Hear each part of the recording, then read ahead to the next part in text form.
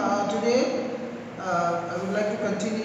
Here we are, page number, lesson number 1 we are continuing nowadays. So here we are, page number 11, second para, third para I think. Just have a look. One of the Germans was waving a bottle above his head.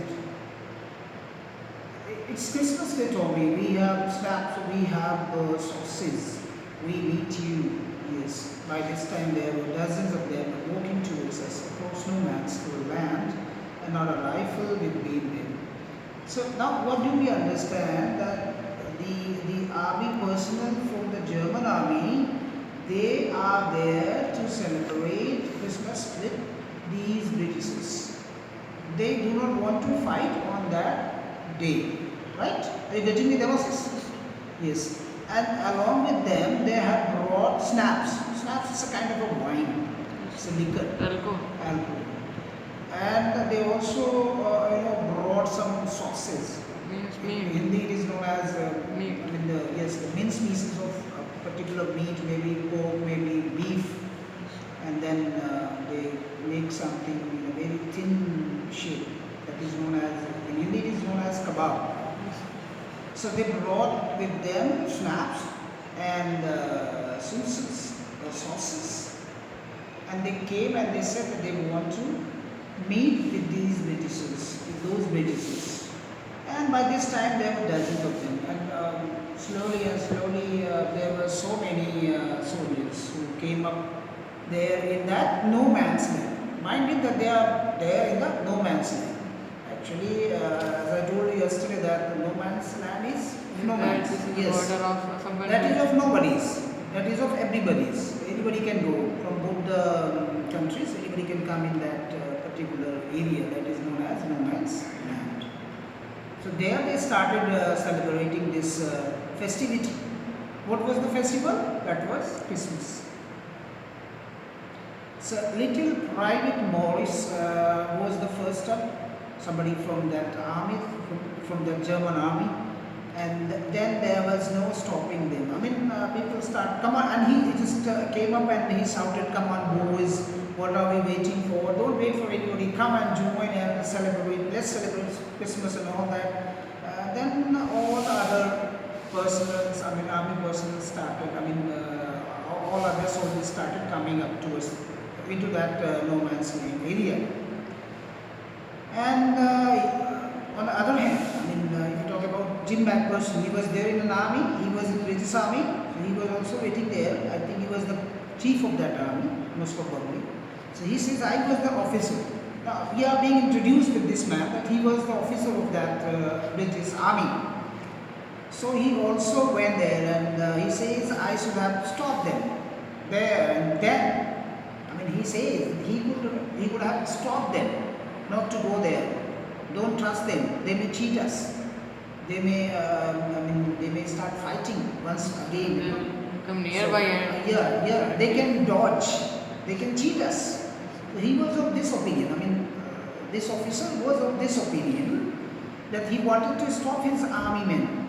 But then the truth is that it never even occurred to me I should. He thought, but he did not do that. He did not stop anybody. He did not stop his army personnel to go into the no man's land. Yes. All along their line and ours. So we have got two lines there. One line that is of Britishers, and the other hand we have the Germans. So there were two lines. And from there you can see men walking slowly towards one another.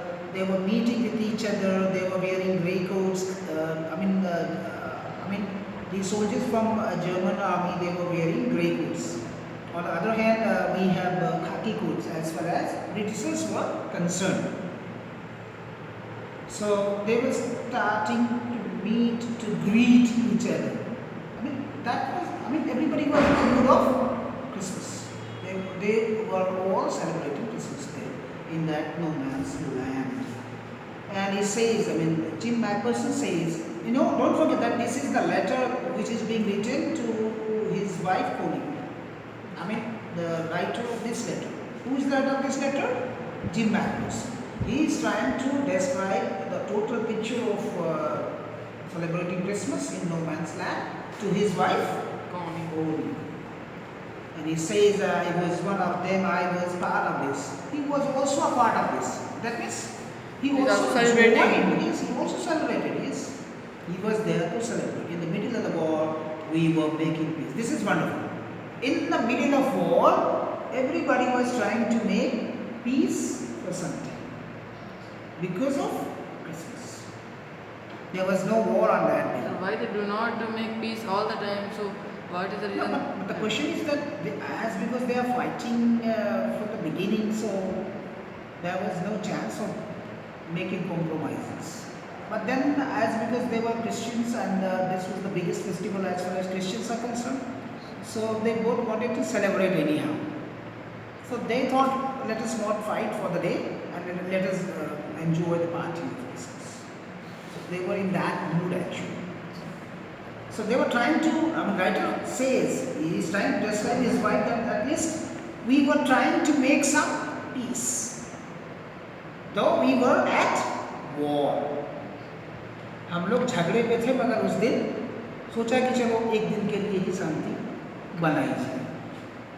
You cannot imagine, dear scholar, my feelings as I looked into the eyes of Fritz officer who approached me, hand outstretched, hands full, he said, gripping my hand warmly and holding it. So when the officer from the opposition, from the opponent army,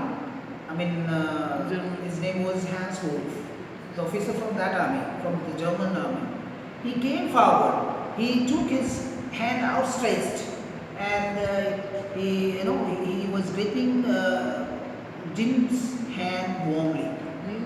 Means he was trying to be warm.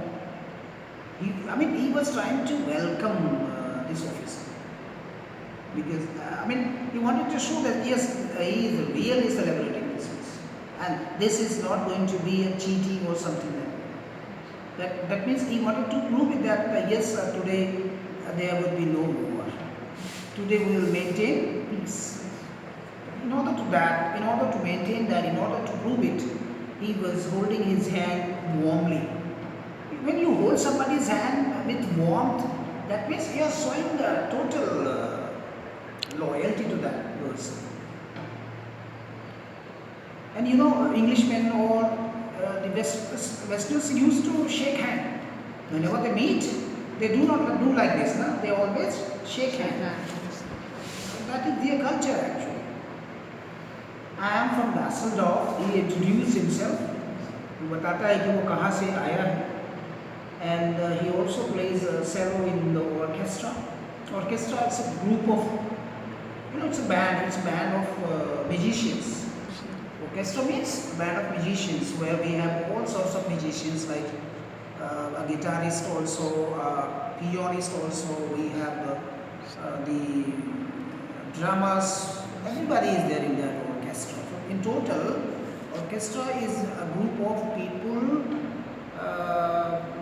who simply keep on, making music. And they were celebrating Christmas and they were wishing everybody, a happy Christmas to one another. Captain Jim McPherson, he replied, and a happy Christmas to you too. I'm a school teacher from Dorset in the west of England. So from this side also, this officer, Jim McPherson, also introduced himself that he was a school teacher from Dorset and he used to live in the west of England, and he also wishes a happy Christmas to the German officer. Hans Wolf, yes. So now we have the two names of officials. One is Hans Wolf from the German army, and the other one is Jim McPherson from the British army. So they are meeting with each other and they are trying to shake hands and they are trying to show their love and affection. They wanted to prove that yes, today they are there to make peace. They are not going to fight. Dorset, he smiled. I know this place. I know it very well. We shared my observation and his excellency's success. And we talked. Kenny, how he talked? He spoke almost perfect English, but it turned out that he had never set foot in Dorset. The man introduced us in the beginning. The German officer introduced In his introduction, he told that he had been to England, but he had never been to England. He has never gone to England. But he was able to speak up perfect English, and he came to know all about England through books, as he says, as he has told to Mr. Macpherson that he had learned all about England from his school, and through reading books in English. His favorite writer was Thomas Hardy. So, and his favorite book, Far from the Madding Crowd, was his favorite book. So, I mean, this was his hobby. I mean, this was the hobby of the German officer to read. To read on books, and he used to prefer Thomas Hardy, the writer. So, out there in no man's land, we talked of Bathsheba and Gabriel, Oak and Sargent, Toll and Dorset. So, I mean, during this meeting, it was an opportunity for both of them to have a discussion all about their country. On one hand, we have, Hans Bull. He's trying to describe all about his country, that is Germany. And on the other hand, we have Jim Macpherson, who is talking about England. So they are sharing with each other their ideas with each other. So they're out there in no man's land. They were talking all about these things, and then he had a wife and one son born just 6 months ago. Then he talked about his family. They are talking about their family. And as I looked about me, there were huddles of khaki and grey everywhere. And from there, both these officials could see that the army personnel from both the armies are trying to mingle up. They are mixing up. The grey coats and the khaki coats were mingling up, as if they are mixing with each other. They are becoming one. They have become one. There are no army. There are no two armies there. It looked like actually. The writer felt, and he is trying to describe the same picture to his wife, Cooney. Mind it that this letter was written by Jim Macpherson and not by the German officer, Hans. So as I looked about me, there were huddles of khaki and grey everywhere, all over no man's land, smoking, laughing, talking, drinking, eating. Everything was going on there. They all were in a mood of celebration. They all were in a mood of festivity. They were eating, they were drinking, they were talking, they were sharing. Hans Wolf and Jim Macpherson said what was left of that wonderful Christmas cake. Cody, he thought the marzipan was the best he had ever tasted. Then, this officer,